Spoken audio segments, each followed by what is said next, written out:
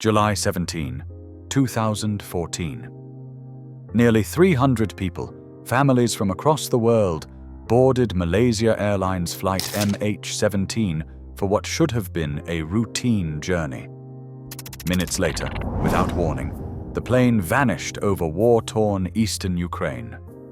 Investigators would soon uncover fragments of a missile and a decision that left a civilian jet exposed.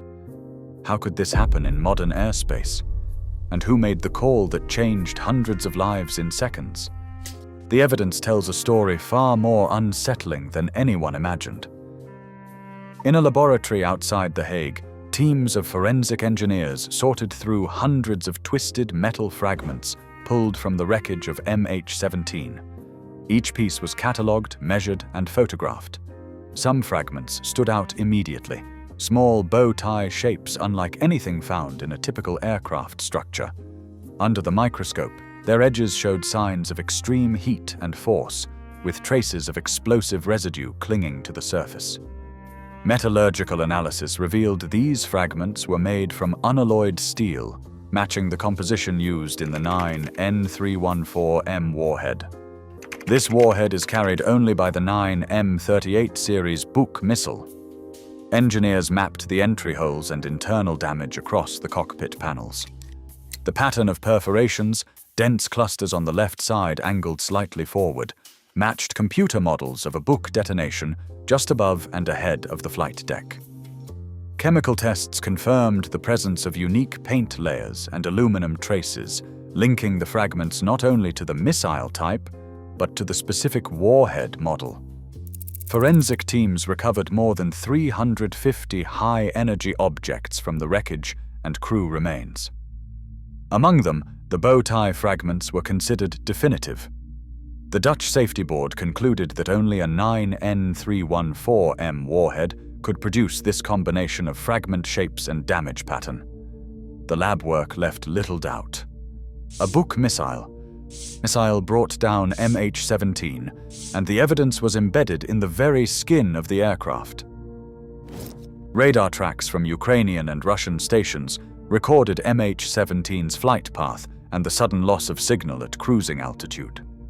Satellite imagery from the afternoon of July 17th captured a distinctive smoke trail rising from a field south of Pervomaisky. Investigators matched the time and location of this plume to witness statements from nearby villagers, who described a loud launch and a streak in the sky. Each account was logged, cross-referenced, and mapped against the missile's probable trajectory. Telecommunications data added another layer.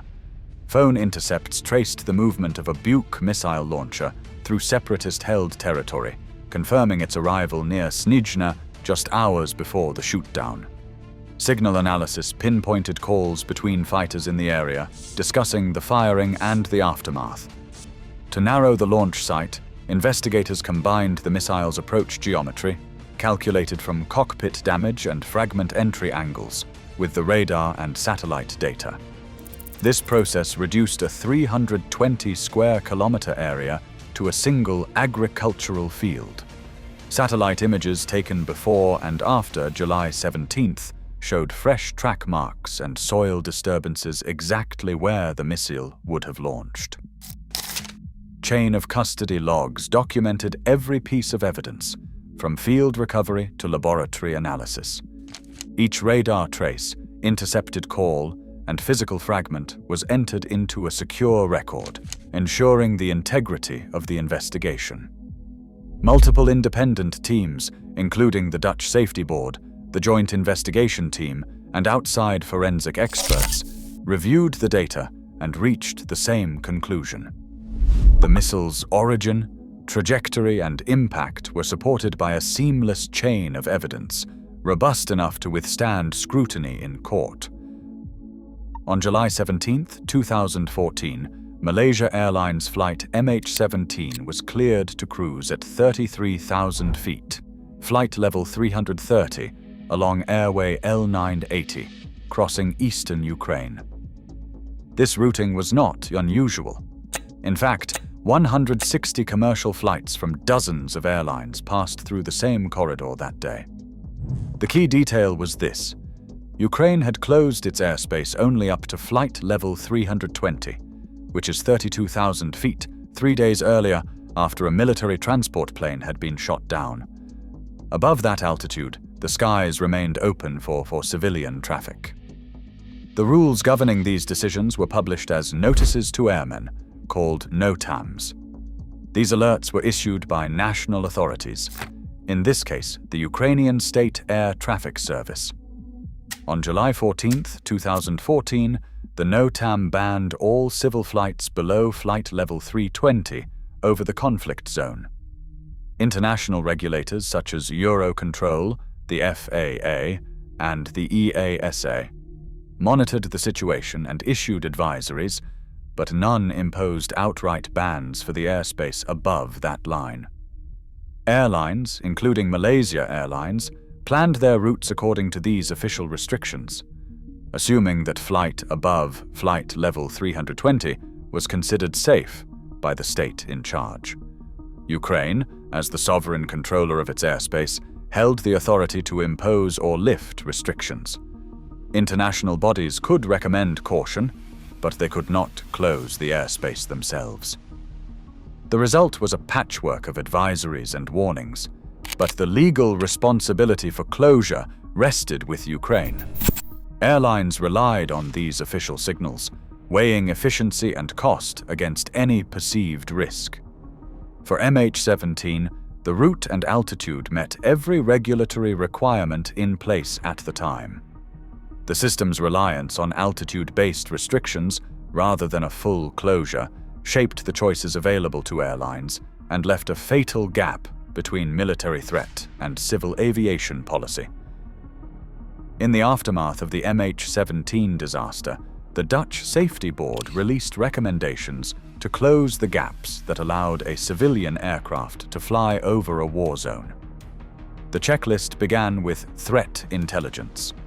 States and aviation authorities were urged to share information about military activity and missile risks in real time, not only through routine notices to airmen, known as NOTAMs. Airlines were told to go beyond simply following published airspace restrictions. The board called for systematic risk assessments, factoring in recent shootdowns, troop movements, and intelligence reports, before planning any route over conflict areas. Air navigation service providers, such as Ukraine's UK-SATSAIR and regional bodies like Eurocontrol, were advised to act decisively when threats escalated. The guidance was clear. Do not wait for a formal declaration of danger.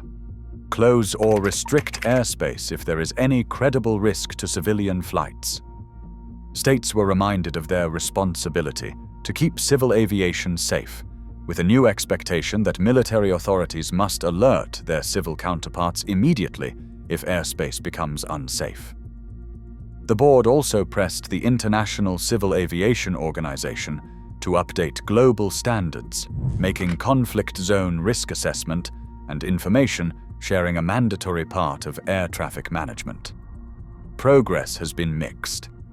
ICAO and Eurocontrol launched new conflict zone information tools, and most major airlines now run their own risk assessments. But gaps remain. Not all states share intelligence fully, and some carriers still prioritize efficiency over caution. Experts note that while global standards have improved, especially after further incidents like the downing of PS-752 over Iran, enforcement is uneven, and the risk of another tragedy has not been entirely eliminated. On November 17, 2022, the District Court of The Hague delivered its verdict in the MH17 case.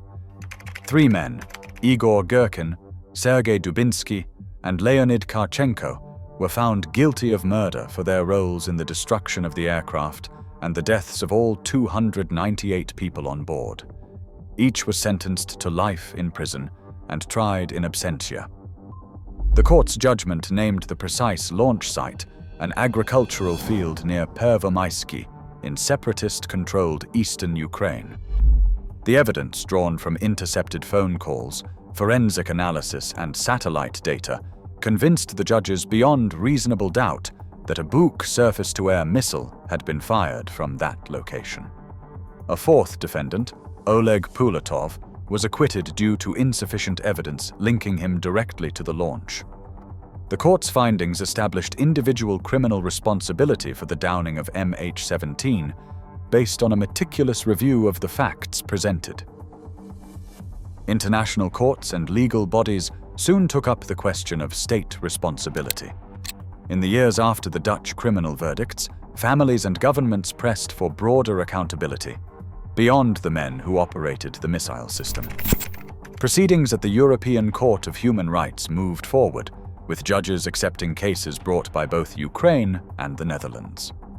In January 2023, the European Court of Human Rights declared these claims admissible, allowing the court to examine whether Russia bore responsibility for the deaths and for obstructing the investigation. Meanwhile, an international aviation authority reviewed the evidence and found Russia in violation of its obligations under international air law, citing failures to protect civil aviation over conflict zones.